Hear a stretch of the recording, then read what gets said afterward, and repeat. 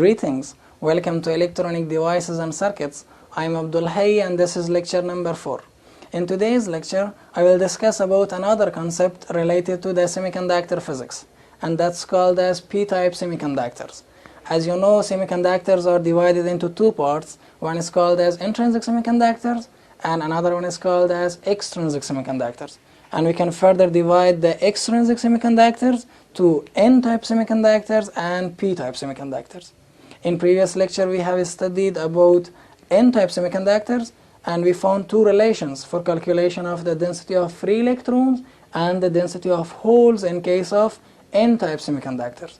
But in today's lecture I will be discussing about p-type semiconductors and we will find some relations to calculate the density of free electrons and the density of holes in case of p-type semiconductors. As you remember, in case of n-type semiconductors, we had two relations, one for calculation of the density of free electrons and another one for calculation of the density of holes. And as you know, density of electrons is approximately equal to Nd, where Nd shows the density of phosphorus atoms and the density of holes is equal to Ni square upon Nd. The typical values which we choose for the density of phosphorus atoms is 10 raised to 15 to 10 raised to 17 number of phosphorus atoms. It means we add 10 raised to 15 to 10 raised to 17 number of phosphorus atoms with silicon atoms per each cubic centimeter. This is per each cubic centimeter. For example, if I choose the value of Nd as 10 raised to 15 atoms per each cubic centimeter, you know, N will be approximately equal to 10 raised to 15 number of electrons per each cubic centimeter, because each of the phosphorus atoms will release one electron, and due to this reason there will be 10 raised to 15 number of electrons. And if I calculate the density of holes, I know the value of Ni at room temperature, which is equal to 10 raised to 10, and Nd is 10 raised to 15. We can say that P is approximately equal to 10 raised to 5 number of holes per each cubic centimeter.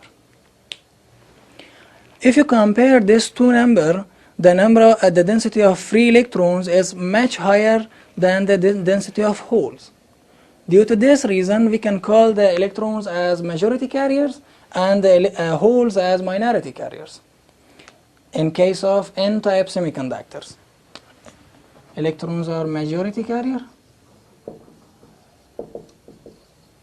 and holes are minority carrier.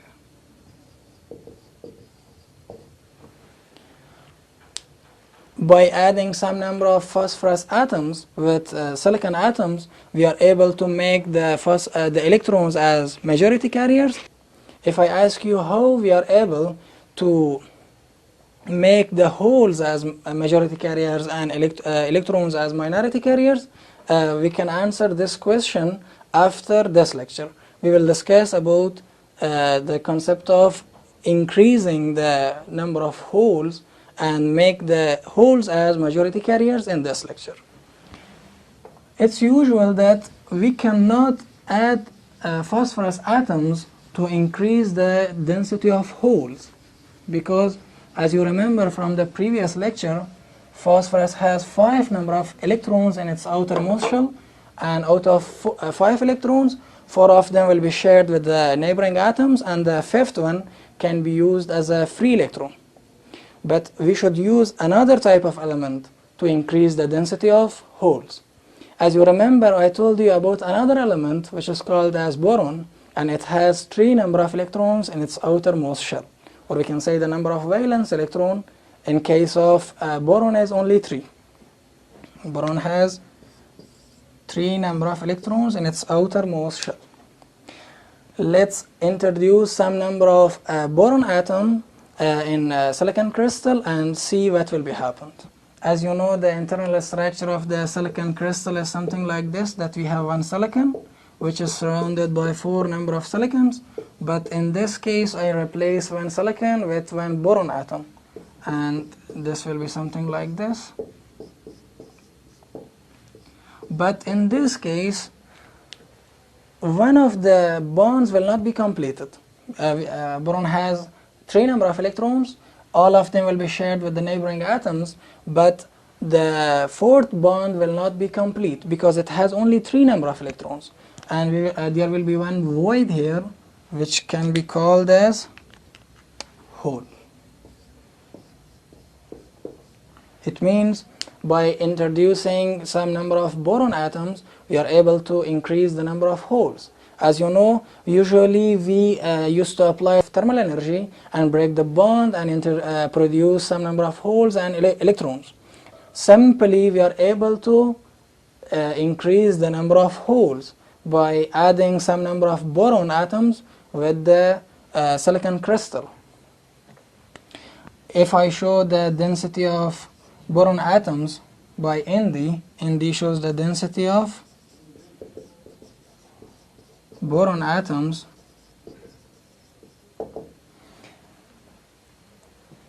it means if I add Nd number of boron atoms in each cubic centimeter of the silicon crystal, easily I can claim that the density of holes will be approximately equal to Na. Let's show the density of boron by Na to avoid confusion, because here A shows acceptor, because boron is not like phosphorus to donate 1 electron, but it can accept 1 electron. Because of this reason, we show the density of boron atoms by Na. Here P is approximately equal to Na, because Na is usually 10 raised to 15 to 10 raised to 17 number of boron atoms per each cubic centimeter. As you know, there will be many number of holes which are produced due to the breaking the bonds. It means around 10 raised to 10. But if you compare this number with the 10 raised to 10, we can ignore that, and easily we can write P is approximately equal to Na. We have this relation also in case of p-type semiconductors, that Pn is equal to Ni square. Why? Because as you know, P will be increased and N will be decreased, because many number of electrons will go and fill the empty position, which we call them as hole. And due to this reason, the number of electrons will be decreased and the number of holes will be increased due to the introducing boron atoms. Due to this reason, we can claim that Pn is also equal to Ni square in case of p-type semiconductors. By using this relation, we can write that N is equal to Ni square upon P, or N is approximately equal to Ni square upon Na. By this two relation, this one and this relation, we are able to calculate the density of holes and electrons. In today's lecture, I talked about another concept which is called as p-type semiconductors, and I wish you know about the p-type semiconductors and n-type semiconductors. And thank you for watching. I will see you next time.